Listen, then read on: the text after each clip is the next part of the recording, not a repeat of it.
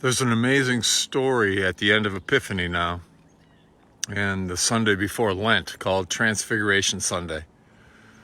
It's an amazing, wacky, wild story where Jesus goes up a mountain with a few of his disciples, and there he's transfigured before them, shining like the sun. And appearing with him are two dead guys, Elijah and Moses. And it's this fantastic, incredible, mysterious, otherworldly story. So what do we do with it?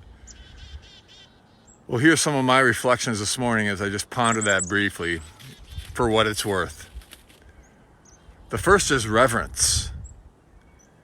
If you want to see what God really looks like, look to Jesus. If you want to see what divinity looks like in the flesh, in humanness, then look to Jesus. That's why I love him.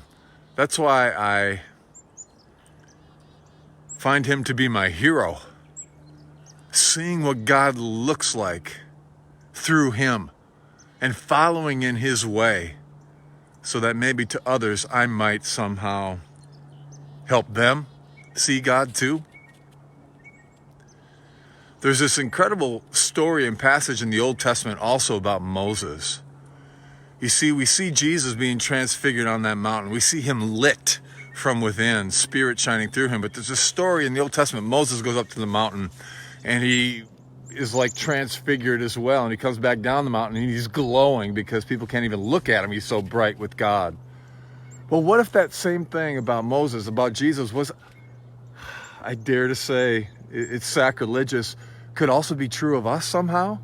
There's that passage in 2 Corinthians 3:18 that says, and we all who with unveiled faces contemplate the Lord's glory are being transformed into his image.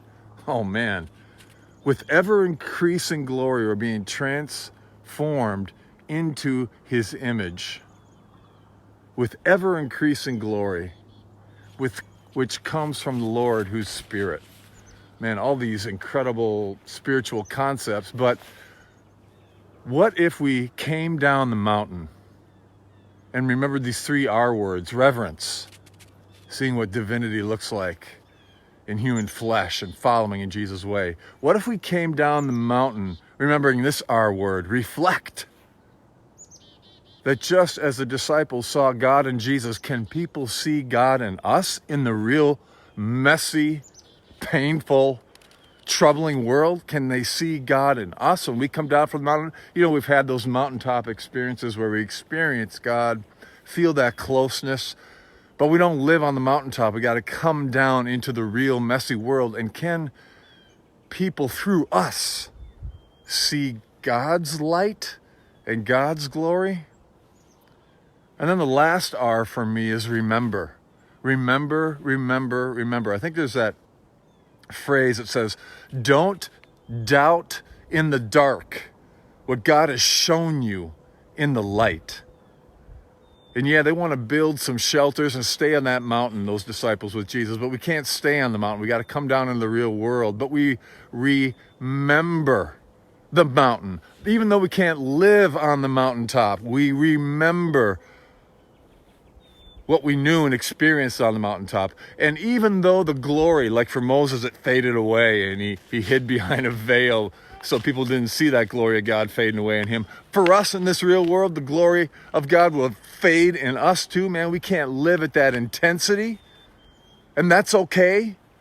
We can still be light and shining for God. But to remember, to reverence Jesus, to reverence God, to reflect God, to remember. Don't doubt in the dark what God has shown us in the light. And I'll end with this chorus from a song that I have really appreciated lately. I think that summarizes some of this for me. It says, there's a driving rain. See if you can identify with this, huh? That in this world you'll have trouble, but take heart because Jesus says, I've overcome. I'll show you the way, how to reverence, how to reflect, how to remember. There's a driving rain pouring down on me. Through a broken life, God has carried me. When there is no light, you are all I see. All I want is you. All I want is you, God. That longing, that yearning for God, for that mountaintop, but beyond that, for God, God's self. So, reverence, reflect, remember, as we walk this journey with God. And until next time, happy Lent to all. Happy Transfiguration Sunday. Until next time, may you live all the days of your life.